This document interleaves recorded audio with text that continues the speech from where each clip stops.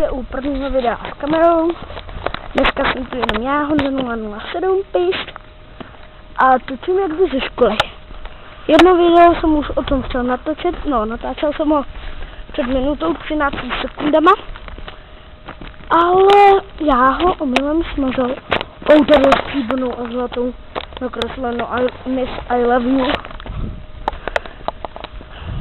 No tak, prostě. Teď už to konečně snad natočím píst. Mohl bych zaspívat písničku, jako? Nemyslete si, že jsem to zpíval s playbackem. Jelikož já zpívám úplně stejně jako ten nějaký Burian Robert. Takže to netočím doma. Budeme mráz právě tu a právě teraz. No vy to už znáte samozřejmě, ne?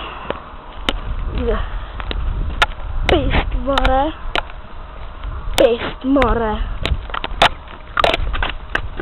Vy to znáte, to ego, Robert Burian, znáte to prostě, znáte to. Takže tady jsou nějaký dva chlapy. Tady mám kameru novou. Tam ji doma ukážu. Hned jakmile tam vložím tohle video, tak vám ji ukážu tu kameru.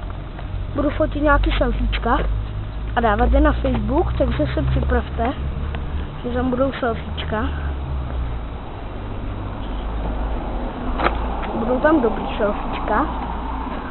Na Facebooku napíšu vám dole do komentářů, jak se na Facebooku jmenuju.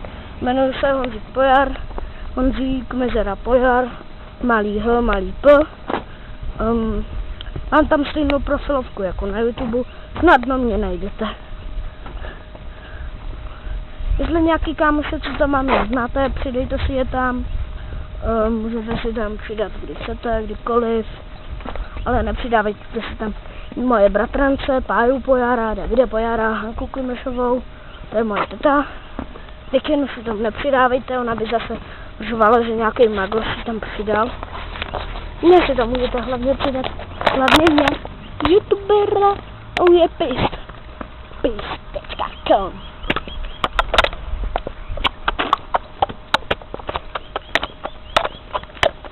Pečivo, chleba, 4 rohlíky, tomu se gardínsky gula, 4 knedlíky. Tohle každý zná už, určitě. Tak, ukážu vám můj průjezd a až si budu sem dávat boty, tak tohle video skončí. Tak jo. Ještě pryč.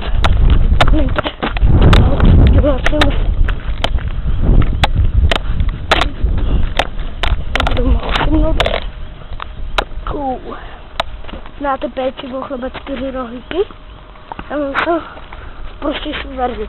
Péčivo, chleba, 4 kondomy, tam se gledinský gula, 4 vaginy, píst.com. Jsem tak nějak trošku reper, ale myslím písničky. Tady je auto. No zkrátka, teď jdu prostě domů ze školy. O to je to celý video. Tady máme zmrzlinu, česká zmrzlina. Nejlepší je u nás. Tam říkají. Takže tamhle to můžete vidět, jak je zmrzlina. Bude to nějaký lidi, mohli by být rádi, že jsou ve videu. No, mohl bych natočit znova Pixelverse.